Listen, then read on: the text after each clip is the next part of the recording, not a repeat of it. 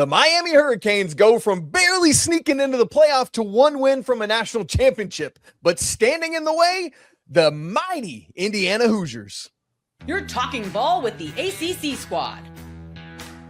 From Florida State to North Carolina, from Syracuse to Miami, and from NC State to California, it's the local experts of the Locked On Podcast Network, bringing you scoops, breakdowns, and the most comprehensive preview of the upcoming ACC weekend. Hang on, it could get loud, it could get heated, and it will definitely be fun. Squad up, you're part of the ACC Squad. Hey there, what's up? Welcome into this week's ACC Squad Show. It's great to be with you on the Locked On Network, now the #1 sports podcast network out there, your team every day. Who are those teams? Well, joining us today on the show, Jarvis Davis from Locked On Georgia Tech, Jackson Holzer from Locked On Syracuse, Brian Smith from Locked On Seminoles. He will not be doing any live streams just to in solidarity with his Seminole team. JJ Jackson from Locked On Blue Devils, Grayson Boone from Locked On Wolfpack. I'm Isaac Shade from Locked On Tar Heels, and we're coming at you here. We're getting ready for the national championship game. So here's where we're headed on the show today. Is Miami's run validating to the ACC? Does it matter what's going on there? And then in the other segments, we'll take a look at the national championship game primer. When Miami has the ball, when Indiana has the ball, we'll make some predictions. And gloriously, Alex Dono's not here to defend his own cane, so we'll try to get it in for him. Also, we're recording this before Tuesday and Wednesday night's ACC basketball games. We don't know those results yet, but JJ Jackson's Blue Devils are rolling the conference right now. All right, boys, so let me just pose this big picture question to you. By the way, before we do that, this episode's brought to you by Game Time. Download the app, create an account, and use code LOCKEDONCollege for $20 off your first purchase. Speaking of JJ's Blue Devils, after they came in and won the ACC championship, we sat here on this very squad show and said, well, that does it. ACC is out of the playoff, and that's that. But then Miami slid right in, ripped out Marcus Freeman's heart. Now he's getting in fights at wrestling matches, and we move on from there. So the question is, has this Miami run validated the ACC in terms of like, hey, we should have been in and we're better than people realize, because the SEC sitting there looking out from the outside looking in? Who wants to buy the first round? Well, as the football champion, I think it's best that I serve first here. That was a lot of confidence. Great year, you know. And, we can't deny that he is the football champion. We have to give it to him. You walk into the football facilities in Durham and you see the trophy there in all its glory. I think it absolutely has. Credit to Miami for what they've been able to do. A lot of people were debating whether or not they should get into the field.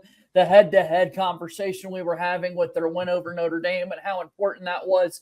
And shout out to those Hurricanes for stringing together wins to put themselves in this position, knocking off some SEC teams on their way to the title game. I'm such a big fan of what they've been able to do, and the opportunity to win a national championship. Only two conferences can still say that today. It's the ACC and the Big Ten. So, yeah, absolutely. I think the conference should feel validated that one of their teams still has a chance to win it all. I'll go next, and I'll just say this. While Jackson's been a nice guy here, the only thing that I'm going to say is the ACC screwed up how the championship game should have been. I'm sure that he likes the Blue Devils as the ACC champ, but you got to change some rules on how that goes, because Miami was by far the best team. We all knew it, and they didn't even make the ACC title game. That aside, give Miami all the credit.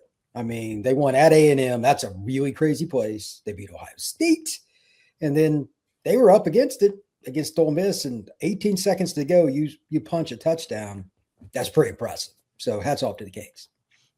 To echo Brian, I don't know if the ACC should thump their chest a ton. I mean, they should certainly be proud of what Miami has accomplished, but I think this is more of an indictment of the committee getting things right, putting Miami in over Notre Dame. I mean, look where they're at now. I think they are validated in every sense of the imagination. But yeah, the run that Miami has been on, it is something that the ACC should, try and take some pride in, because the SEC for years has dumped on us, and, the Big Ten's kind of, gotten in on the mix a little bit as well. But to see Miami now on the biggest of stages coming up on Monday night, I think the ACC should take some pride in that.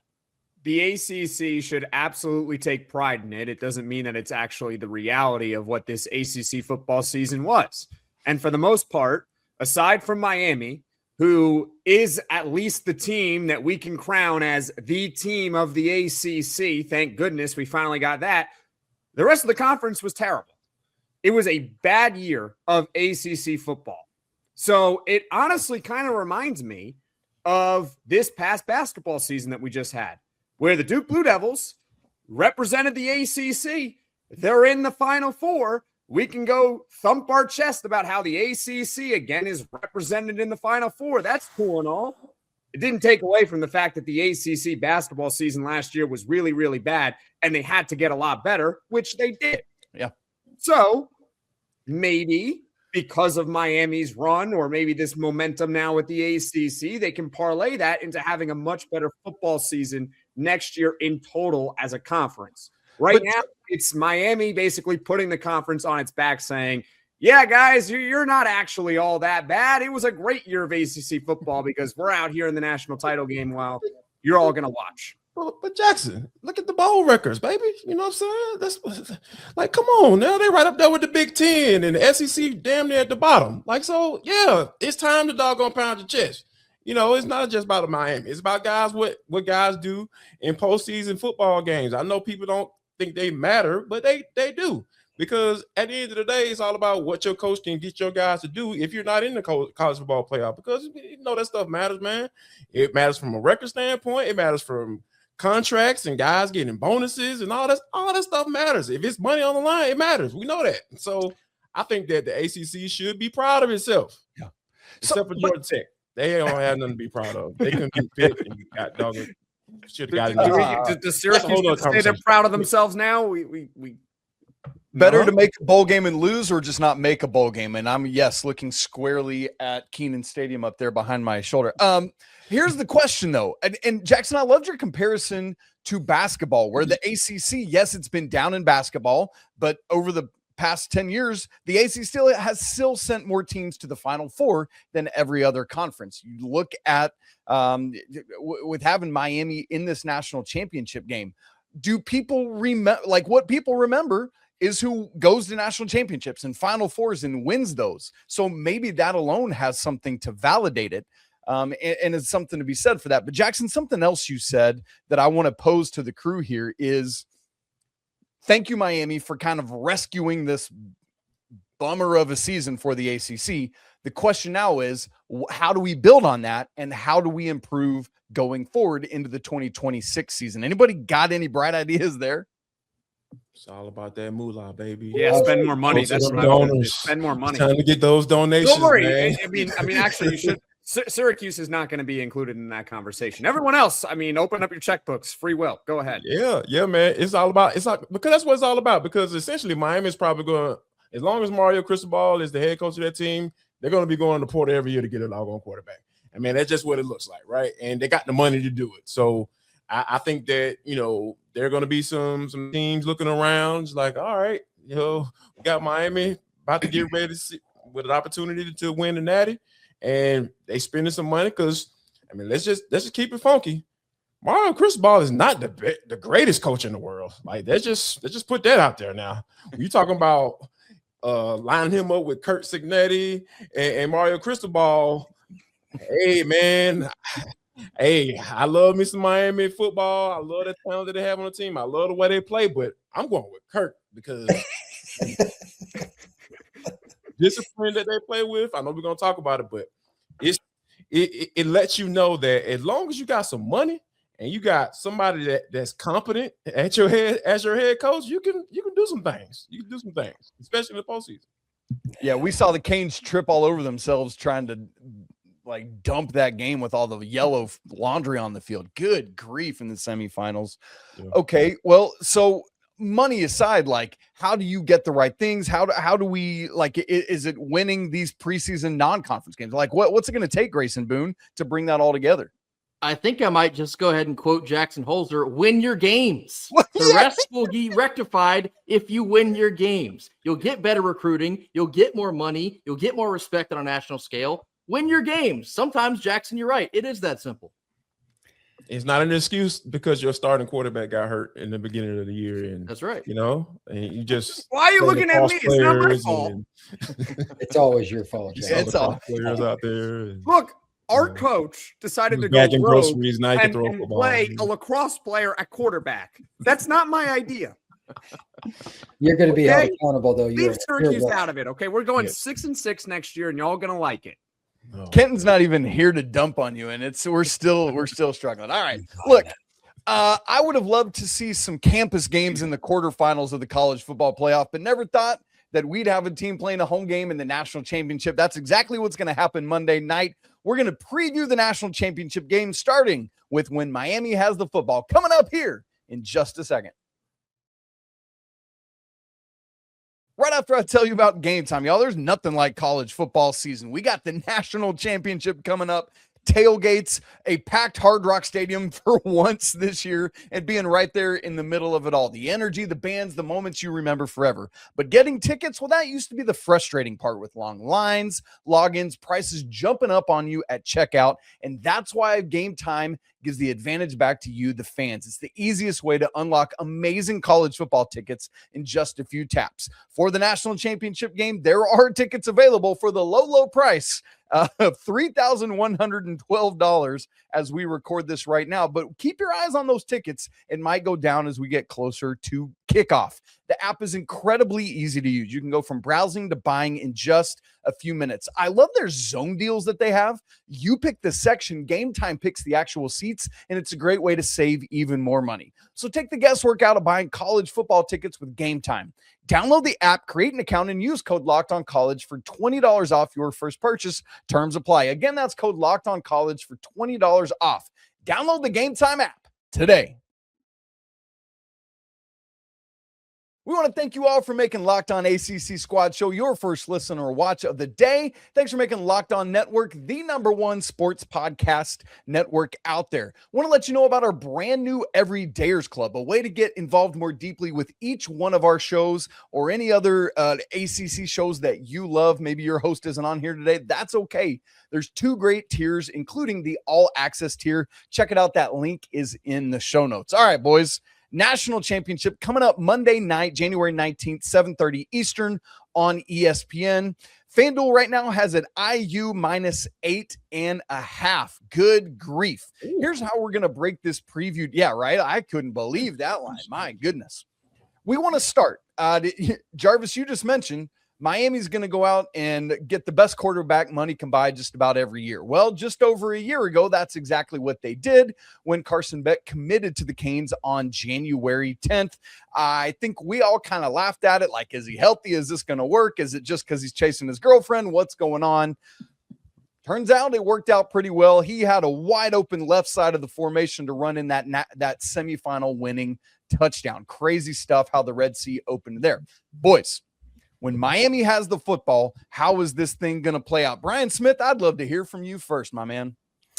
I'm very concerned about just one thing when they have the ball, because they've got really good offensive talent, and that offensive line is a lot of fun to watch. If you're a purist, I don't care what team you do or do not root for, if you do not enjoy watching Miami's offensive line, you are not a football fan.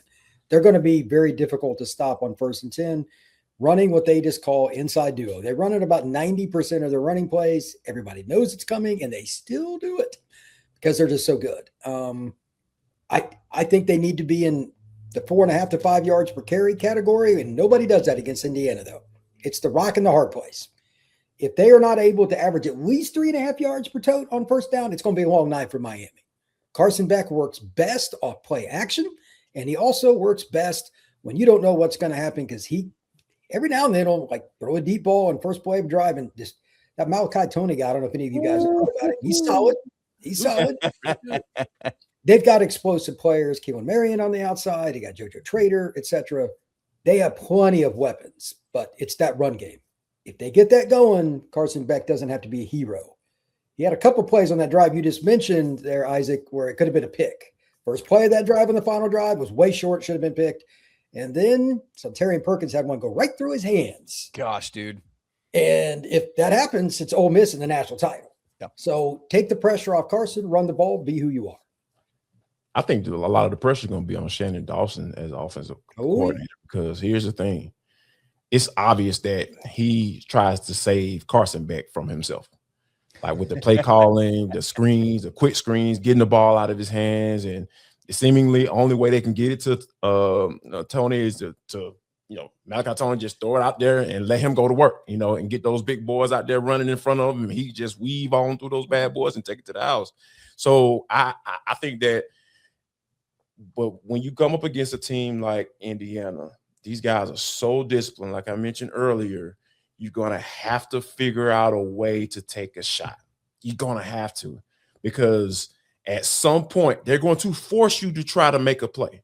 They're going to put 8 in the box. You know what I'm saying? They're going to do that. They're going to come down and they're going to dare you to throw the football. And at some point you got to say, hey, man, my man outside is better than yours, and we're going to have to take this shot. And you're going to have to complete it, because that's the only way you're going to loosen things up for you. Especially you have to do that early on, especially when you're talking about going throughout the game, because Dawson this is going to be very interesting, because Dawson, he has a task on his hands, because I think he knows that, they have to run the football. Absolutely. That's the foundation of their offense. But Beck is going to have to make a play with his arm. I know he made one with his legs, and hey, that was a hell of a doggone play. But he's going to have to make one with his arm this go round. True. Brian Smith mentions that the ground game's got to be there as well. And y'all, Mark Fletcher has his 2 most explosive ground games of the season so far in the playoffs. Grayson, can he do that again to get that balance that Brian was talking about? He's certainly going to have his work cut out for him, because Indiana is a team that does not beat themselves. They almost look robotic in a sense where, like, some places it looks like they know what's coming. And to Brian's point, maybe they will know what's coming. We'll have to see if they can actually stop it. But Mark Fletcher has been dynamite up to this point for Miami. And, you mentioned Carson Beck having to, do some plays with his arm. You might need a little something from his legs as well, if you can get it wherever you can. I think Miami's going to have to execute at an extremely high level. I'm talking like a near virtual, like flawless game. And one of our biggest, constant complaints, and I've been one of the loudest people about this, can Carson Beck just do enough, not make mistakes, just get Miami to the finish line? I think that, again, not a surprise here, that will be the biggest story for the Hurricanes. It's another opportunity. Yeah. Go ahead, Jackson. I was going to say, I think Miami's best offense might be their defense. Like they're going to need their defense to create short fields for them, so that they're starting at the 40 or near midfield instead of having to start at their own 10 or 15-yard line, because it's hard to go all the way down the field against this Indiana defense. And also, it would also help if they got themselves, like a scoop and score, or like a punt return touchdown. Wait, you're telling me a scoop and score is a helpful thing? That's crazy. Yeah, like one of those things, like lessen the burden on your offense, because I'm looking at this Indiana defense and I'm like, have they had a bad game all season? Maybe they're due. Maybe they're finally due for a bad game, but their worst game of the year looks like it's against Penn State, which was all the way back in early November. At Penn State, if I remember correctly. Well, not Indiana. Miami's at home. So they might have the advantage there, and as far as the crowd, but Indiana's defense is so good. Indiana's defense is so good. They're having Jets fans wondering if Dante Moore should go second overall, and they have Ty Simpson wondering if he should maybe return to school instead of being a first-round pick. That is how good Indiana's defense is playing. They held Ohio State down to 10 points. You're going to need to find offense beyond just your offense. Yeah. JJ, you were going to go earlier. What you got, brother? Yeah, I just think it's all about getting the ball to your playmakers, like we've been talking about. Mark Fletcher has been really fun to watch, toting the rock out of the backfield. Hopefully you're able to get big things out of him. And I really like how they use Malachi Toney as an extension of the run game, making things a little bit easier for Carson Beck with those quick passes. And like we're highlighting what the Hoosier defense did, helpful tip for Carson Beck: don't throw a pick six on the very first play of the game, like Oregon had against them. I think that will help them out. So just give yourself a little bit of momentum and not have to climb upstream the entire night in a game like this. And that's the thing about Carson Beck, though. You just feel like it's bound to happen. I feel like I can feel it. Like I feel like it's bound to happen. And Indiana, and if it happens in this game against Indiana, how they play football, I would not be surprised at all. It's almost like, can you trick Carson Beck into having like, hey, it's game time, Carson, let's get out the bad throws, get it out the way, and then start the real game after that. All right, fellas, we got to flip this thing to the other side. Fernando Mendoza is going to come out there with his big grin. He looks like my kid brother, while Coach Cignetti's out there on the sideline like your favorite banker, middle management, whatever. But this Indiana team, man, is not to be trifled with. How can Miami handle it when they're on defense? We'll look at that and make predictions for the national championship coming up to wrap the show in just a second.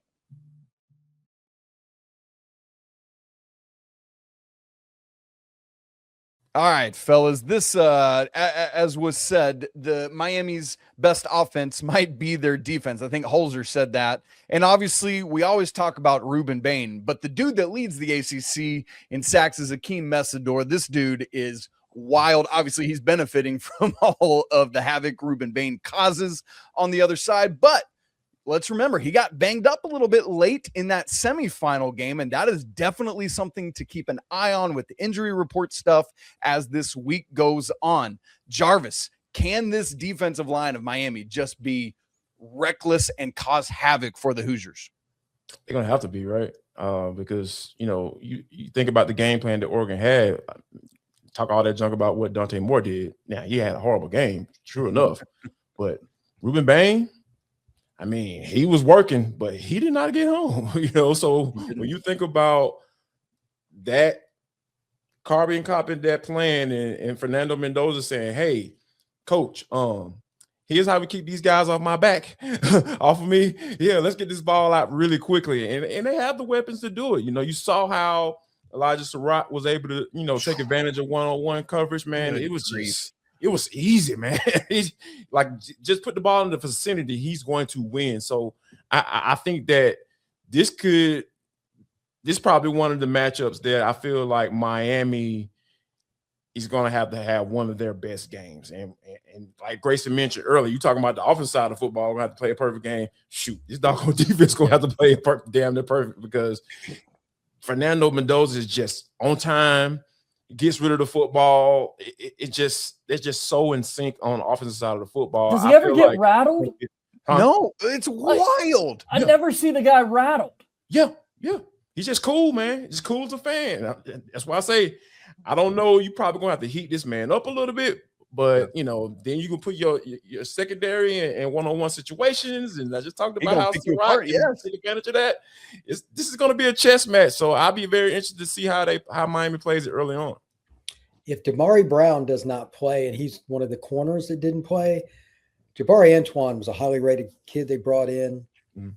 He got annihilated at the end of that game against Ole Miss. He's the one who gave up the last touchdown there in cover 3, and he took a guy man. That's no bueno. Was that after the targeting? That was the last drive that Ole Miss scored. The touchdown that Ole Miss scored to take the lead. He's the corner that decided, I'm just going to take this guy. They were in zone. That's right. That's never a good idea. Yeah, that's not going to end well.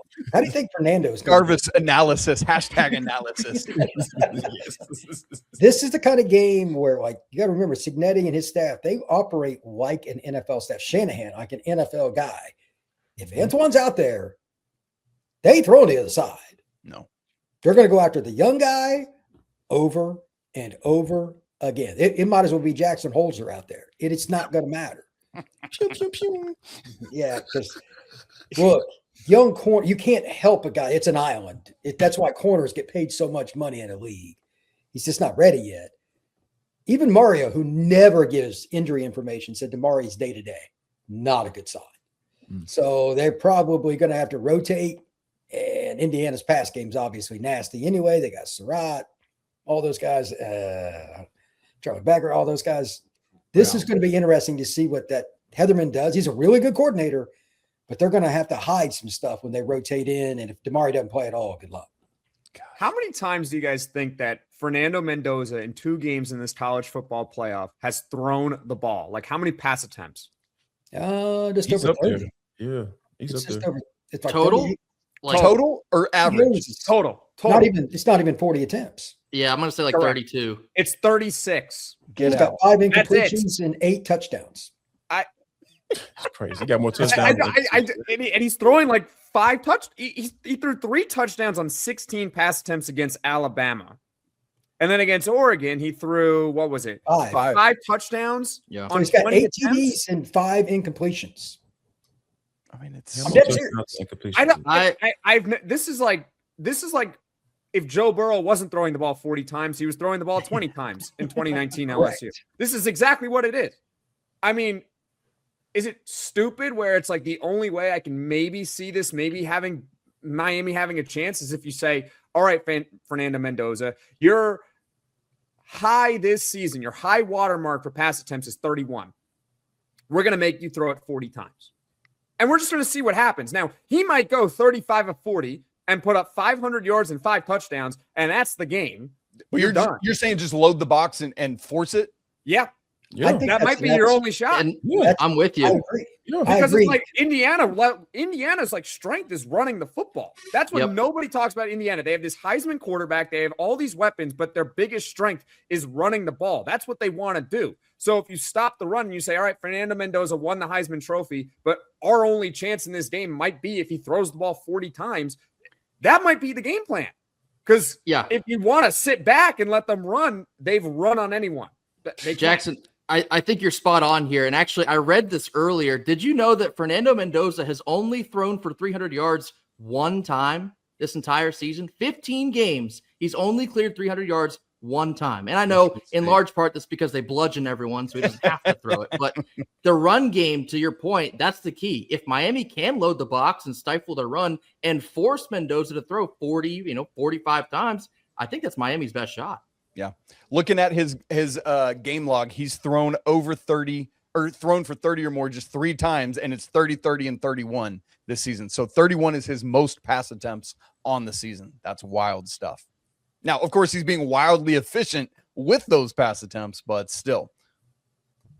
I'd love to see, the crowd is what's fascinating to me. And again, I'm no expert. I don't have the South Florida roots that some guys have here on the show, but I'm thinking, how can you get Indiana to play behind the sticks, right? Like, can you get any form of a false start here? How cool this is that we saw the Bucks with Tom Brady winning home Super Bowls, and then the next year the Rams won a home Super Bowl. What a cool opportunity this is for Miami to do that. But, man, they got to step it up and make it a little bit difficult when Indiana has the ball on offense. Just throwing things out there, guys. But it sounds like a lot of you think this might even be a pro Hoosiers crowd in Miami's home stadium, which is just – it could be. My brain can't compute. I can't compute that. That's insane. Yeah, and here's what I feel like Miami has going for them, because it feels like this might be a pretty bad matchup for Miami. I feel like that defensive line, this is probably going to be Indiana's.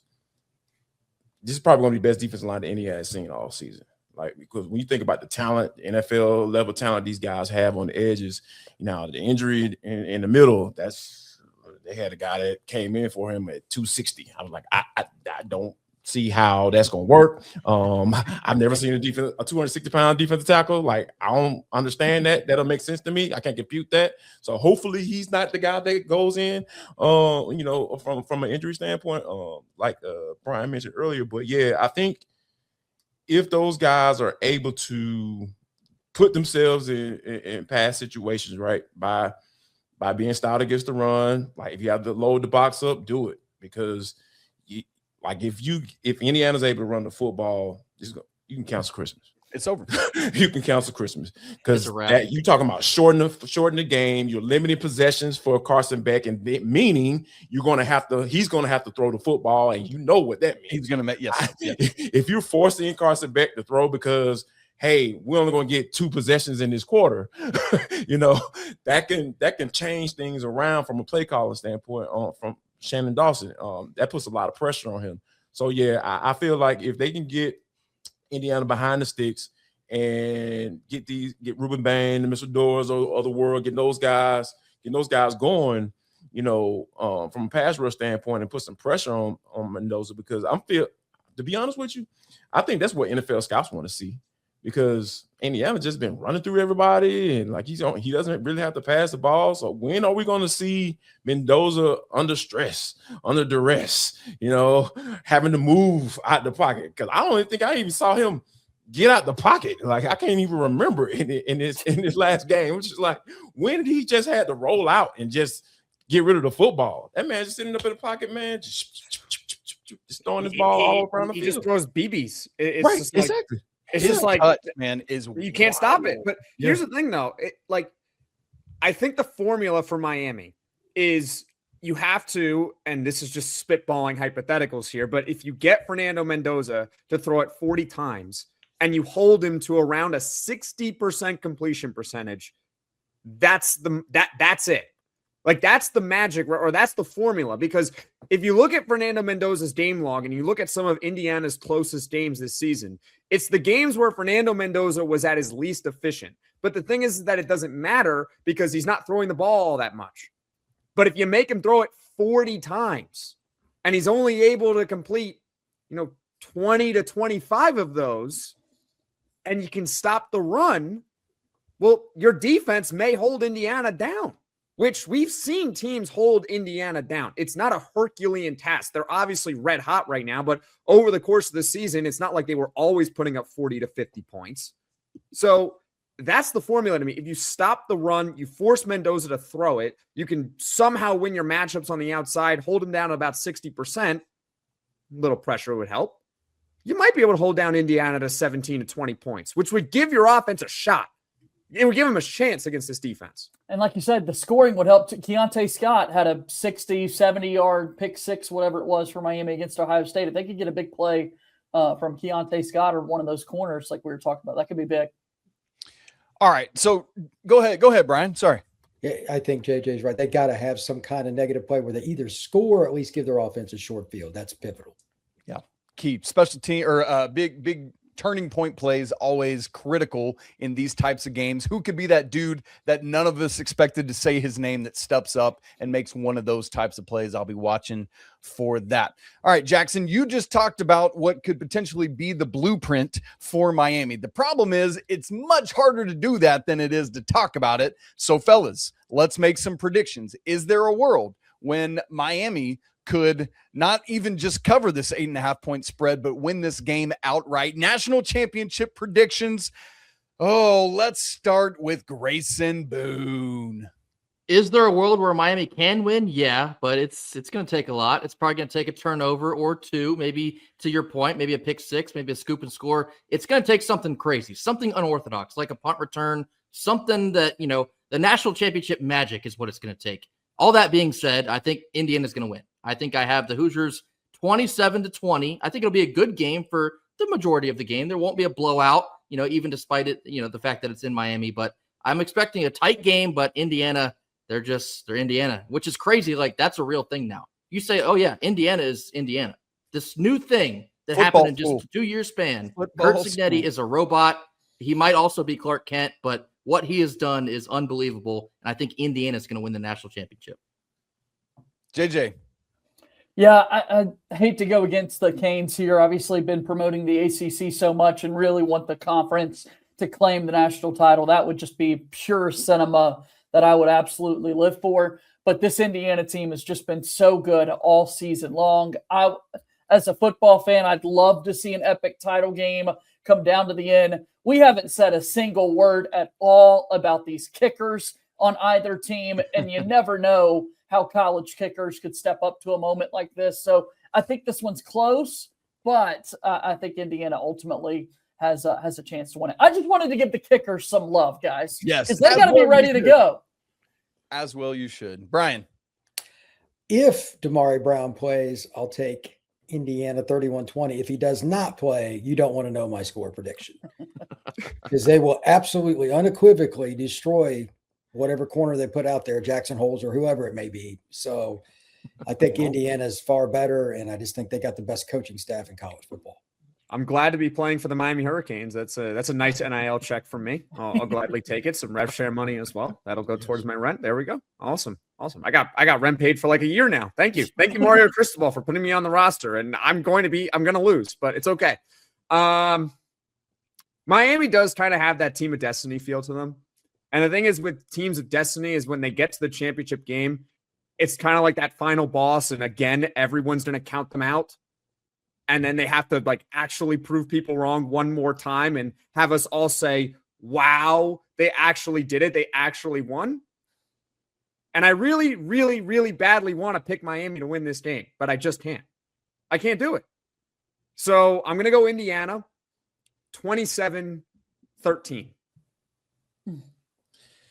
Oh, man. Golly, man. Oh, I want to pick Miami so badly because I We love all the do. way We all do.